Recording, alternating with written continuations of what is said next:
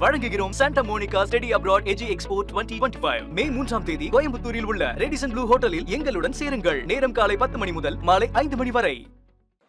ரொம்பவும் சந்தோஷமாக இருக்குது, அளவில்லாத சந்தோஷமாக இருக்குது.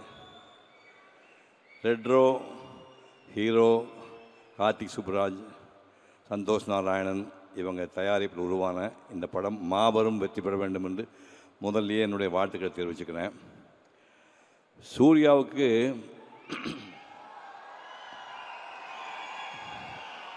பதினேழு வயசு, சென்ட் பீட்ஸ் ஸ்கூலில் ஃபைனல் இயர் படிச்சுட்டு இருந்தார்.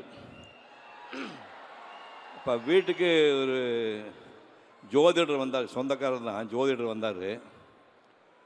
2 பசங்க ஜாதகத்தை கொடுங்க அப்படின்னாங்க. சூர்யா கார்த்தி ஜாதகத்தை கொடுத்தான். பார்த்துட்டு இந்த பையன் கலைத்துறையில் பெரிய ஆள வருவான் அப்படின்னாரு. சூர்யாவா கார்த்தியா அப்படின்னேன். இல்லை சார் பெரிய தம்பி தான் அப்படின்னாரு. காலையிலேருந்து சாயங்காலம் வரைக்கும் 4 வார்த்தை தானே பேசுவான் அந்த பையன், அவன் கலைத்துறையில் வருவான்னு சொல்கிறீங்க. ஒருவேளை டைரக்டராக வருவானோ கார்த்தி சுப்ராஜ் மாதிரி, இல்லை கேமராமேனை வருவானே, முகத்தை வச்சு பண்ணுற தொழில் அப்படின்னா நடிகராக வர போகிறானா? ஆமாம் சார். யோ நீ லூஸாயா அப்படின்னா.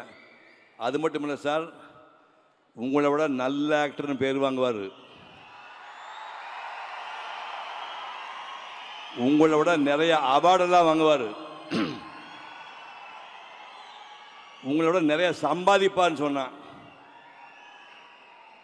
இந்த ஆள் ஏதோ மரம் கண்டு போச்சு போறதுக்கு, நீ போங்க சார்ன்ட்டேன். சூர்யா அதை பார்த்துட்டு இருந்துட்டு நான் நடிகனாக போகிறேன்னா ஐயோ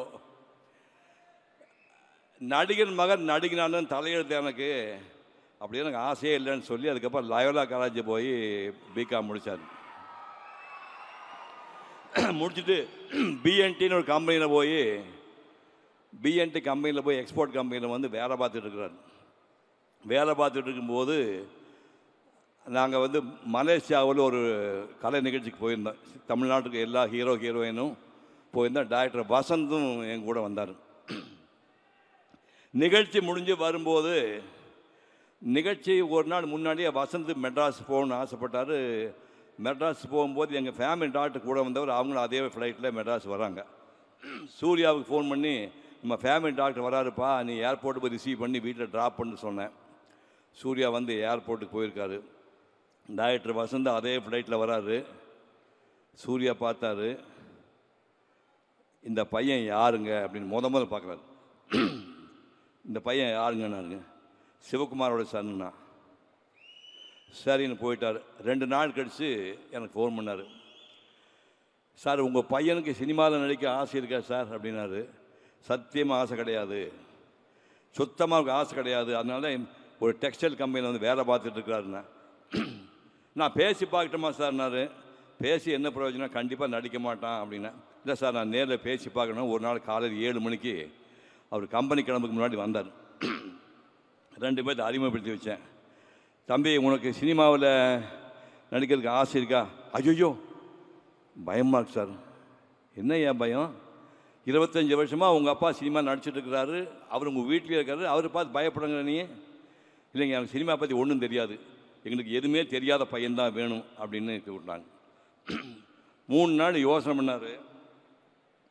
ஒரு அட்டெம்ப்ட் பண்ணி பார்ப்போம், ஒர்க் அவுட் ஆச்சுன்னா பார்ப்போம், இல்லைன்னா பழையபடி கம்பெனிக்கே வந்துடலாம்னு சொன்னார். மேக்கப் டெஸ்ட்டுக்கு Mani Ratnam producer, Vasanth sir director, makeup டெஸ்ட்டுக்கு கூட்டிகிட்டு போகிறாங்க அந்த பையனை. நான் ஃபோன் பண்ணி மணிரத்னன் பேசினேன். சார் சிவகுமார் பையன்னு நீங்கள் ரொம்ப கற்பனையெல்லாம் பண்ணி எதிர்பார்த்துடாதீங்க, சினிமாவை பற்றி எதுவுமே அவனுக்கு தெரியாது. அவன் 22 வயசு வரைக்கும் மெட்ராஸ் கூட என் ஷூட்டிங் எதையுமே பார்த்ததில்லை. நல்லா ஞாபகம் வச்சுங்க, மெட்ராஸில் என் ஷூட்டிங் சூர்யா பார்த்ததே கிடையாது. நீங்கள் மேக்கப் டெஸ்ட் பண்ணி பார்த்து ரொம்ப எதிர்பார்த்தேன் சார், உங்கள் பையன் ஏமாற்றிட்டான் சாரி அப்படின்னு திருப்பி அனுப்பி ரிஜெக்ட் பண்ணிங்கன்னா அவன் லைஃப் வீணாக போடு, இப்போவே அனுப்பிடுங்கண்ணே.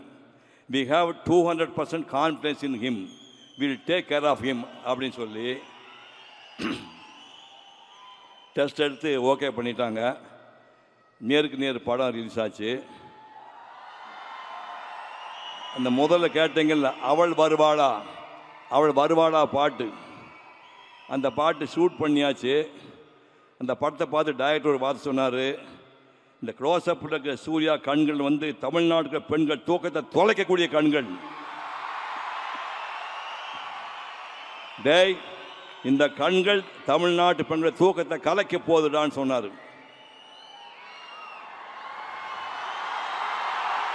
அப்படி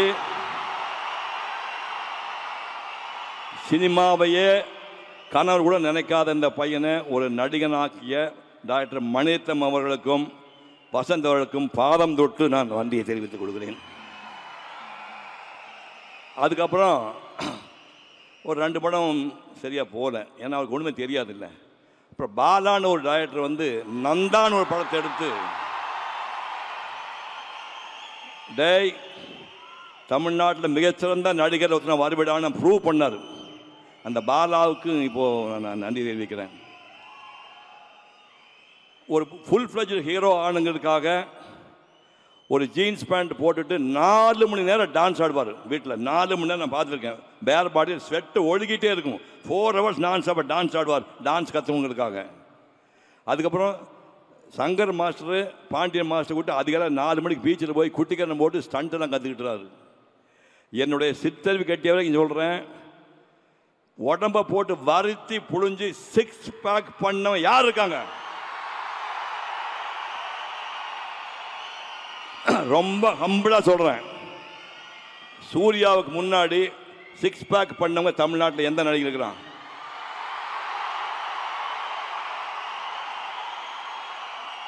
இல்ல, அதுக்கு அப்புறம் யாரா பண்ணியிருக்காங்களா? கார்த்தி பண்ணியிருக்கானா சார்? 6 பேக்னு ஒன்று இருக்கின்றதே எனக்கு அவரை பார்த்து தான் சார் தெரியும். பட் அந்த மாதிரி உடம்பை போட்டு வளர்த்துறது தப்புன்னு அதுக்கப்புறம் இவர் எச்சரிக்கை பண்ணார். இந்த மாதிரியெல்லாம் பண்ணி இப்போ 28 வருஷம் ஆகுது. இவர் ஒரு மகத்தான் நடிகனாக உருவாக்கி அத்தனை டைரக்டர்களுக்கும், கார்த்தி சுப்ராஜ் உட்பட அத்தனை தயாரிப்பாளர்களுக்கும் மனப்பூர்வமான நன்றியை தெரிவிக்கின்றேன். இந்த ரெட் ரோஸ் படம் மாபெரும் வெற்றி பெற உங்கள் பேராதரவு வேண்டும் என்று கேட்டு விடைபெறுகின்றேன். நன்றி, வணக்கம். வழங்குகிறோம் Santa Monica study abroad AG expo 2025. மே 3ஆம் தேதி கோயம்புத்தூரில் உள்ள ரெடிசன் ப்ளூ ஹோட்டலில் எங்களுடன் சேருங்கள். நேரம் காலை 10 மணி முதல் மாலை 5 மணி வரை.